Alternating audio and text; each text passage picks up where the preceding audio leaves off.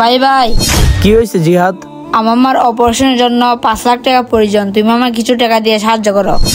জিহাদ তুই বিশ্বাস কর, আমার কাছে 1 টাকাও নাই। যদি থাকতো আমি তোকে অবশ্যই দিতাম।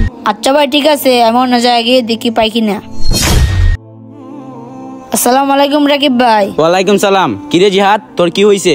ভাই আমার মা চিকিৎসার জন্য 5 লক্ষ টাকা প্রয়োজন, আপনি কি আমার টাকাগুলো দিয়ে সাহায্য করতে পারবেন? টাকা তো দিতে পারবো, সমস্যা নাই। তবে আমাকে 5 লক্ষ টাকায় 1 লক্ষ টাকা লাভ দিতে হবে। লাভের টাকা পরে দেখা যাবে, আগে আমার মাকে বাঁচাতে হবে। আচ্ছা ঠিক আছে ভাই, আমি 5 লক্ষ টাকা 1 লক্ষ টাকা লাভ দিতে রাজি আছি। আচ্ছা ঠিক আছে, বিকালে তুই আমার কাছ থেকে টাকা নিয়ে নিস। আচ্ছা ঠিক আছে ভাই। আরে জিহাদ, আমি তোর কাছে যাইতেছিলাম, এই না তোর টাকা। তোমাকে অনেক ধন্যবাদ এতগুলো টাকা দিয়ে আমাকে সাহায্য করার জন্য। 3 মাস হয়ে গেছে জিহাদ আমার কাছে টাকা নিছে, এখনো টাকা দেওয়ার নাম নাই। এই জিহাদ, 3 মাস হয়ে গেছে তুই আমার কাছে টাকা নিছস, এখনো আমার টাকা দিতেছিস না কেন? ভাই আমি তো আপনার কাছে যেতেছিলাম এই টাকাগুলো নিয়ে, এই নিন আপনার টাকা।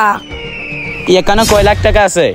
ভাই এখানে 5 লক্ষ টাকাই আছে। কিরে, আমার লাভের আর 2 লক্ষ টাকা কোথায়? আমার লাভের 2 লক্ষ টাকা কি তোর বাপে এসে দিয়ে যাবে? আমার কাছে তো এই টাকাগুলো ছিল না, আমার বাবা জমি বিক্রি করে আপনার ঋণগুলো পরিশোধ দে করছি। বলছি, আমার 1 লক্ষ টাকা ভাই দে। ভাই আপনার শুধু 1 লাখ টাকা আমাকে মাফ করে দেন। ভাই ভাই এখানে কি হয়েছে? ভাই ও আমার কাছে 5 লক্ষ টাকা নিছে, বলছে 1 লক্ষ টাকা লাভ দিবে, এখন শুধু আসল টাকা দিতেছে, লাভের টাকা দিতেছে না। ভাই তুমি ওর কাছে কিসের টাকা চাইতেছো তুমি বুঝতে পারতেছো? ভাই ইসলামে সুদ খাওয়া সম্পূর্ণ হারাম, সেই সুদের টাকায় তুমি ওর কাছে চাইতেছো। যারা দুনিয়াতে সুদ খায় জাহান্নামের আগুন তাদের জন্য ফরজ হয়ে যায়। এখনো সময় আছে, এগুলা বাদ দিয়ে আল্লাহ তাআলার কাছে তওবা করো। হে আল্লাহ, তুমি আমাকে মাফ করে দাও।